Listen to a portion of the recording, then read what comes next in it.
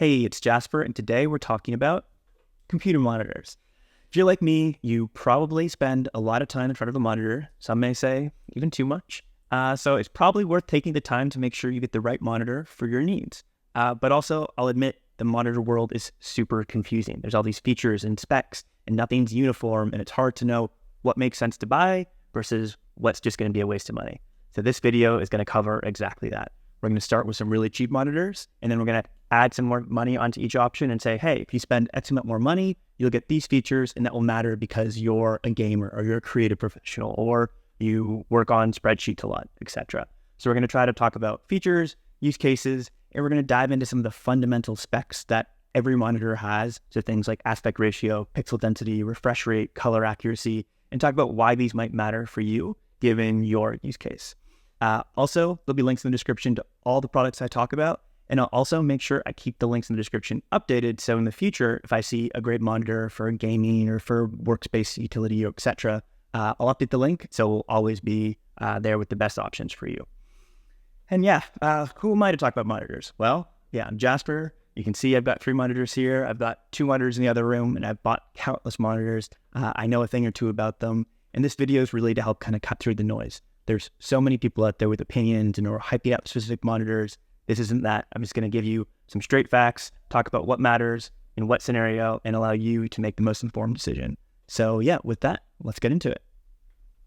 All right, let's quickly look at some budget monitors. I won't spend too much time on this segment, but I think it's important to call out because not everyone needs to be spending $5,000 on a monitor. A lot of people just need something simple that does the job well enough, and there's some decent options there because monitors have come down in price so much. 5 years ago, it'd be really hard to get something for $100 to $200 that was anything decent. Now, there's so many options out there. So yeah, my recommendation for this category is this KTC 27-inch monitor. It's not for hardcore gamers. It's not for professional video editors. But you know what it is really good for? It's good for people who are just browsing the web, maybe writing in a Word document, maybe watching a YouTube video. You could probably even do a little bit of gaming with it. Like, it's actually that capable. And yeah, I recommend it first because it has a 3-year warranty. It's got 4.5 stars with over 700 reviews, and it's just a really solid all-around monitor and a good balance of specs for price. And if you're like, Jasper, I don't have $120, what's the best, cheapest monitor you can possibly recommend? Well, for that, I'd probably recommend this 27-inch Sceptre screen.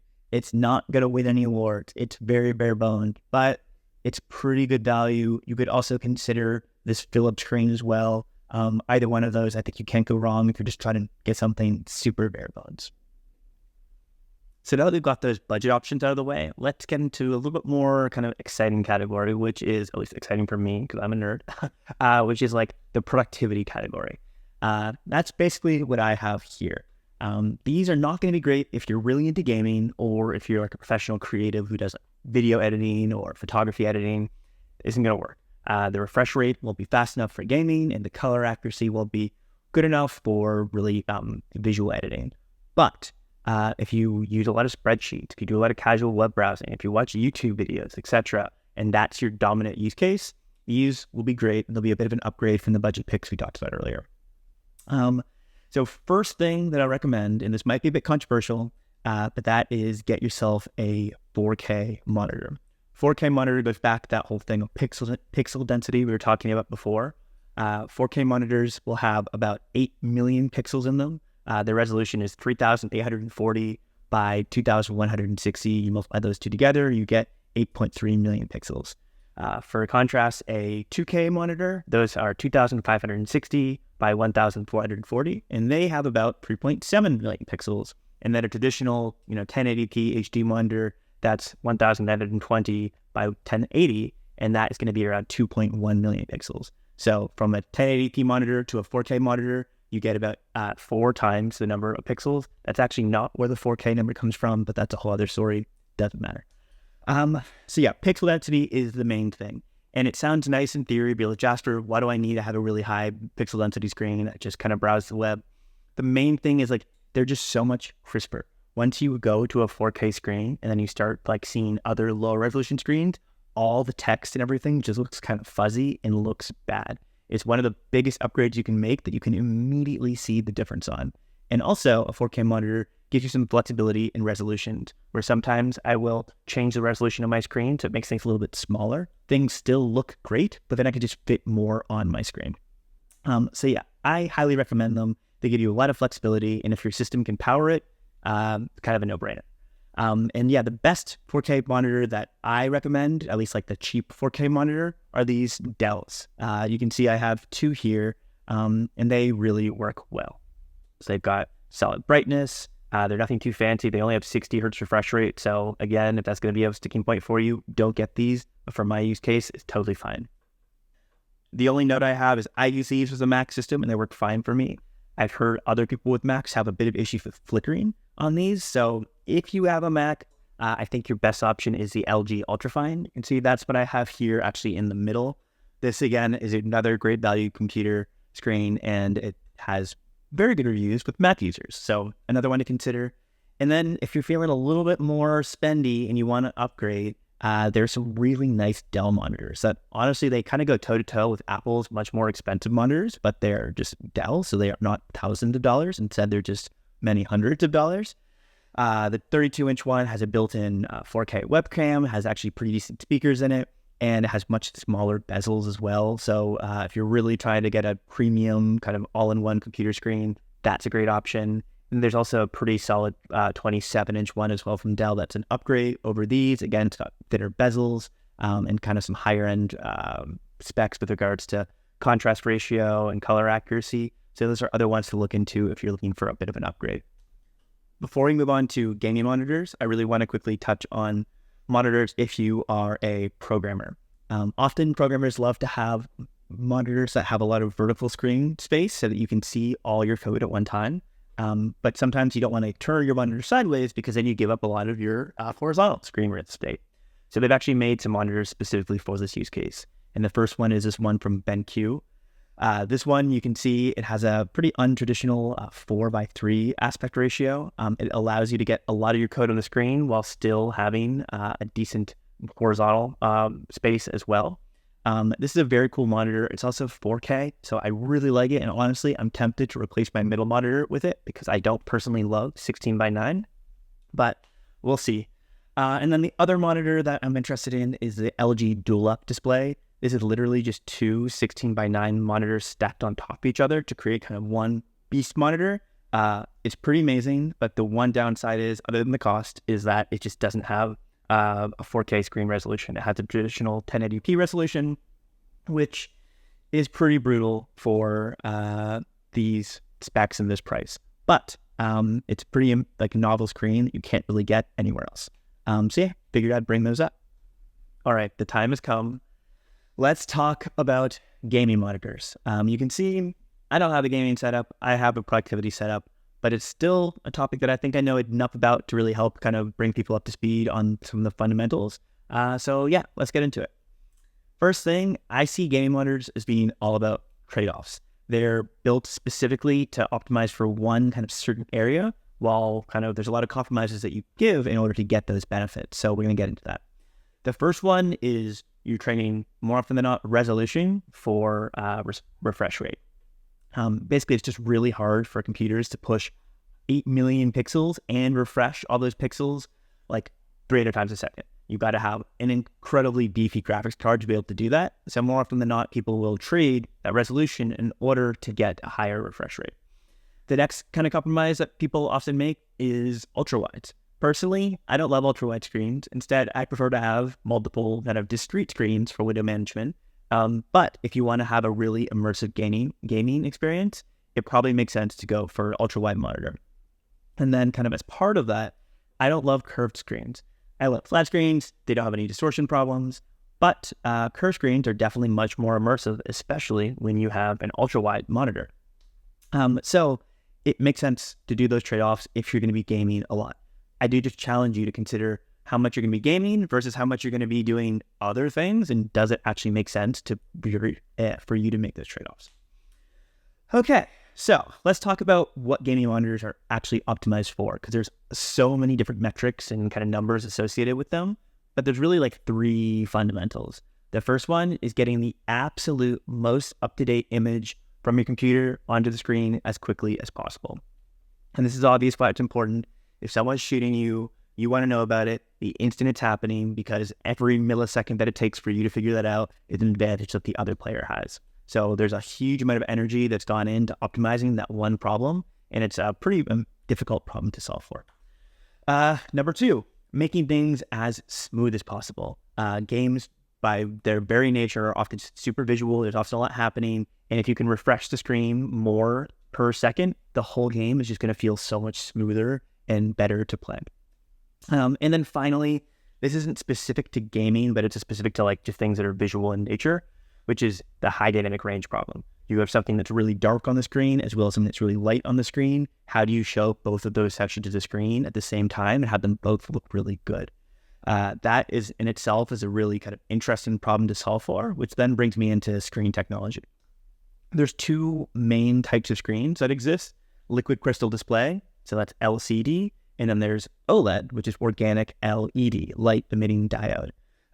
OLEDs, you've probably heard about, they're amazing because each pixel is a light emitting diode, so it doesn't have a backlight. It can just turn on and off independently of all the other pixels.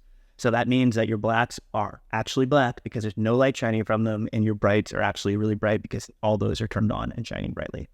They're absolutely amazing, and their prices have come down dramatically. So we're going to touch on some OLED screens that, honestly, I might consider trading some of these up for, because OLED, once you go to it, it's just so hard to go back from. And then, on the LCD camp, in the liquid crystal camp, there are some differences in display technology, which basically IPS versus VA. Not going to get into that. But there is also another big difference in the backlight technology.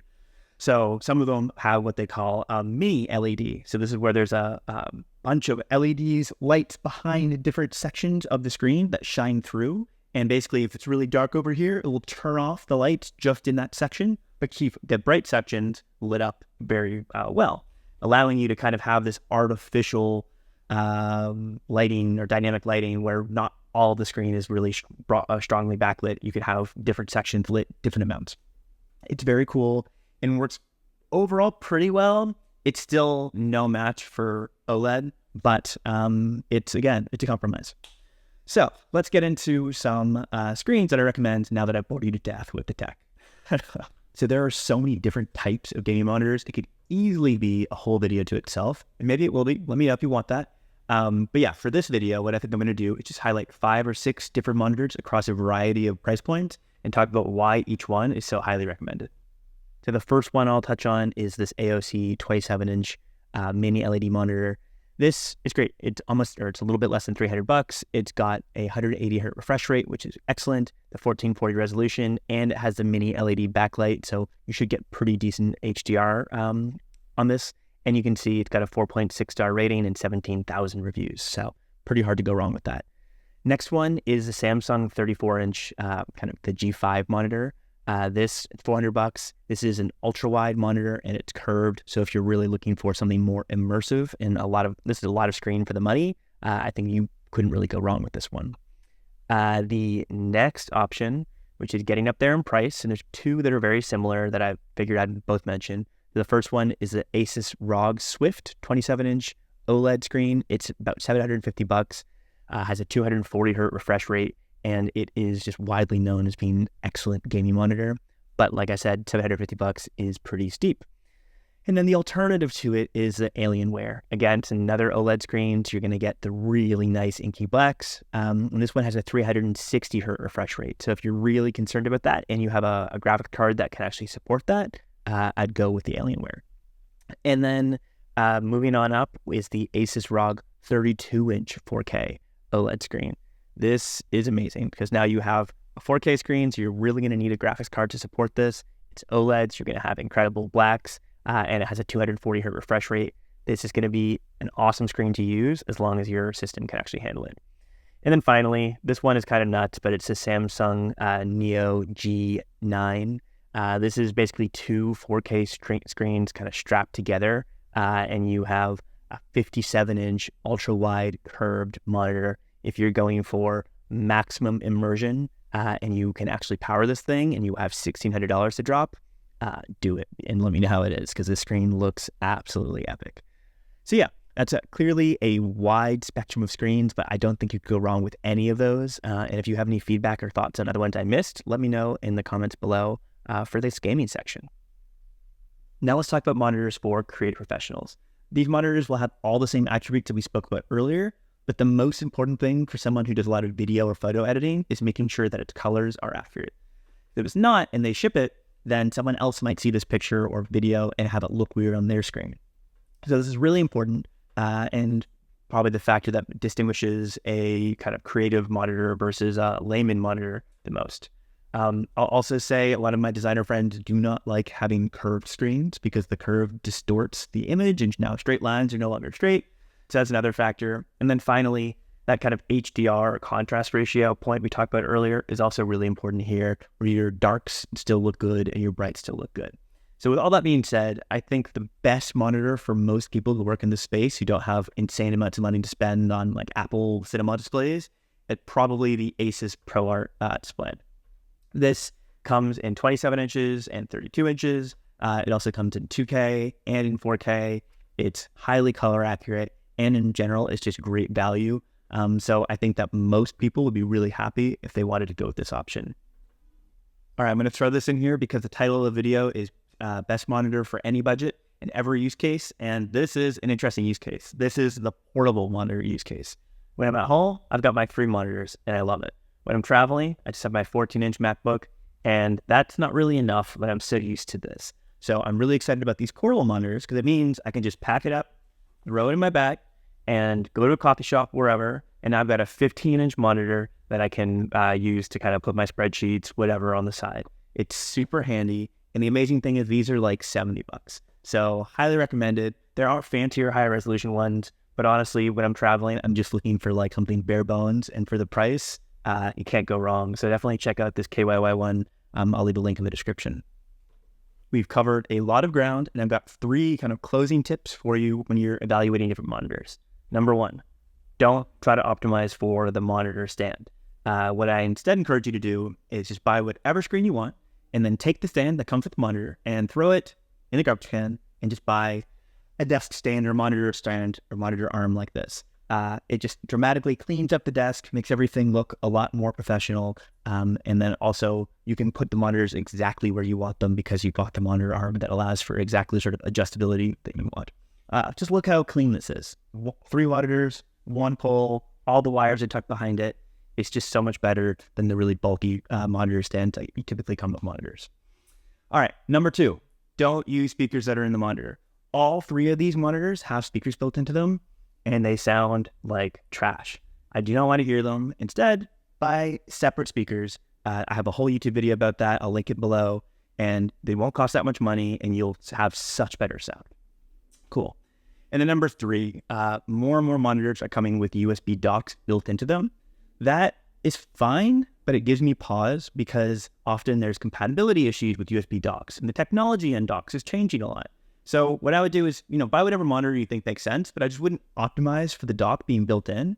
And instead, I consider buying a totally kind of independent USB-C dock that is going to work with your system and have the ports and functions that you need. That way, in the future, if there's new and better technology that comes out, you can just swap the dock to something else and you don't have to buy a whole new screen. I really like kind of separating concerns here and not bundling them all together. We are done. The sun is setting. And hopefully you found this to be informative and helpful. Please, if you liked any of this, do me a favor, subscribe to my channel. I'm trying to grow it. Like the video, that goes a long way. Leave a comment. If you have any questions, feel free to drop them in. I'll do my best to respond. If you think I missed something, let me know. Any encouraging feedback or words of wisdom, I'm here for it. Really very much appreciate you all. And yeah, thanks so much. And I'll see you on the next one.